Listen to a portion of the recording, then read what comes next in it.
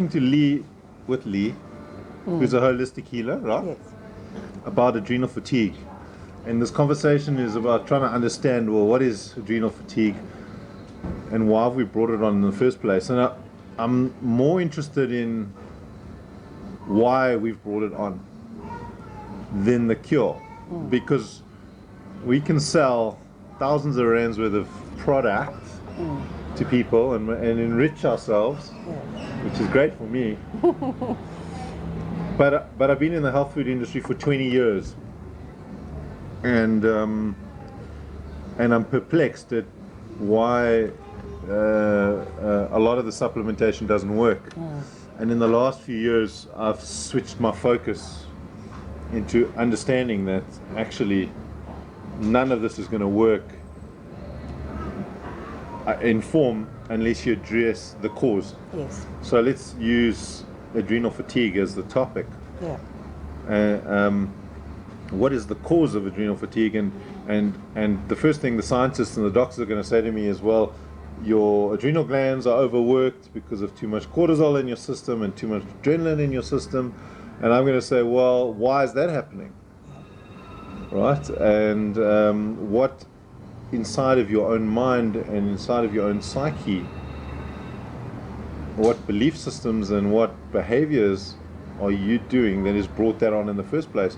Because we can treat your adrenal gland and we can give you supplementation, but if we don't go to the belief system, the inadequacy that we feel about ourselves, that we behave in this way that's brought on this disease, no amount of money, medicine or doctors are going to be able to heal you. So the healing actually starts Within. with understanding the belief system behind the behavior that has brought this disease on. And the thinking, actually, not necessarily even the behavior. Before that, there has to be a pattern of thinking and belief. And that is conditioned into us from a very young age, through school, through other systems in society where we are conditioned to believe. We have to behave in certain ways, do certain things on a timeline. Everything's all compressed.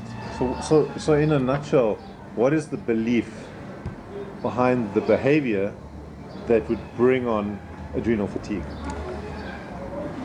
My belief is that we are disconnected from ourselves, disconnected from other people, the planet, nature, the universe in general.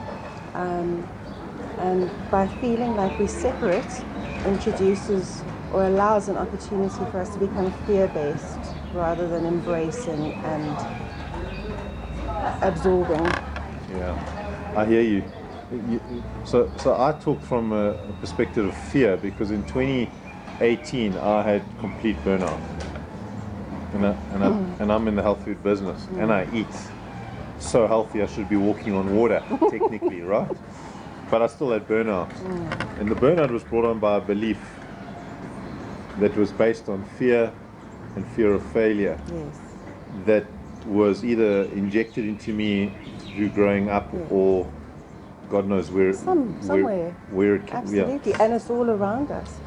And it's how, for want of a better phrase, the system operates to make you feel not good enough. So therefore you have to try harder and do more, and eventually we internalize that over and over and over again until it compounds and sets in, literally at the cellular level.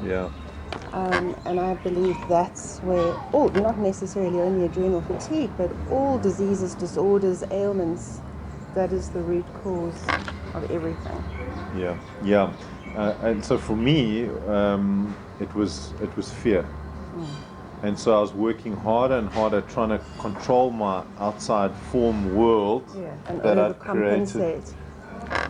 And I wasn't actually listening to myself. And so my healing started in supporting my body, yes, with supplementation, meditation, yoga, which probably made up about 10% of my healing. The 90% was in my mind, trying to understand my own thought processes. So why was I thinking in this way, which resulted in this behavior? And that was about a year of internal work. Yes. And what did that look like? Well, that was a ritual for me. So I got up in the morning, I did a meditation, and I spent an hour, a minimum of an hour, doing reading and spending time on myself to try and understand the beliefs. Absolutely. And so through that journey, just incidentally, it went to such a level that that I almost felt bad about selling supplements to people unless we had addressed all the underlying behaviors before that. I agree. However, all of those manifestations that occur because of the inner imbalance do need to be supported. And all of these are chemicals, molecules of different elements that have combined together that can be lacking in our body because of poor diets, because of farming methods nowadays, a whole bunch of reasons. So you can support yourself on both levels and allow them to merge and marry. And obviously eating healthy, as plant-based as possible, as organic as possible is essential, because your body is not designed to deal with toxic chemical. It simply isn't. And those toxic chemicals come from everywhere, not just food, personal products, household products. So as far as possible to gain a holistic view and way of being and doing supports you on a physical level while you're doing the inner work, and the two definitely work together. Yeah, I completely agree. So my understanding was this, that unless I fueled my body properly for this vessel to function properly, and just by the way, I don't believe that I'm a physical body at all, just to give some context about where I come from. This is the vehicle for our... This is my avatar. Yes, exactly. And I'm not this body. No. And I don't believe that at all. But right now I am having a physical experience, and it doesn't mean that I need to look after my physical. We need to sustain it. Just like we've got to look after our vehicles, our cars. If we don't service and maintain them, they're not going to function properly. Exactly. But this was my experience. The healthier I ate, the better my body worked, the better it functioned as a communication tool with my higher self. So when I ate low GI foods, close to nature foods, healthy foods, high vibrational frequency foods, foods that was as close to nature as possible, I felt that I could think better. My mind was clearer. You felt lighter. I could concentrate better. And so when I had to meditate, it was easier because I wasn't bogged down by sugar and too much caffeine in my system, or you know a lot of those distractions. And then so I got this thing functioning properly through supplementation and solid food, which then gave me peace of mind to be able to focus on, okay, what am I thinking that's brought this on in the first place? What a stuff up. And beyond that, what it is you want to create from a different point of view or perspective.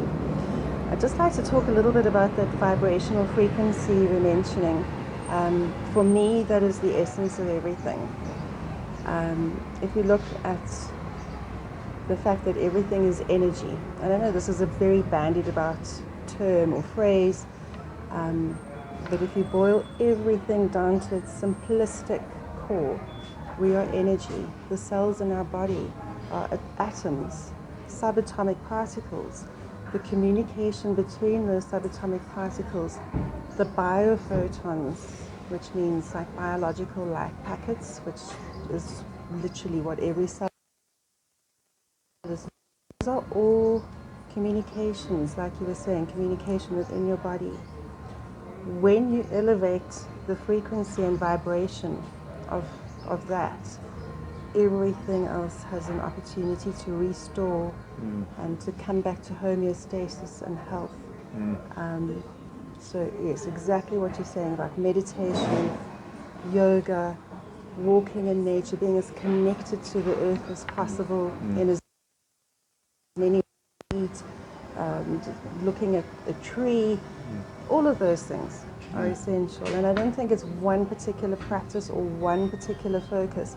It's a combination. It has to be a united understanding and then living your life through that perspective.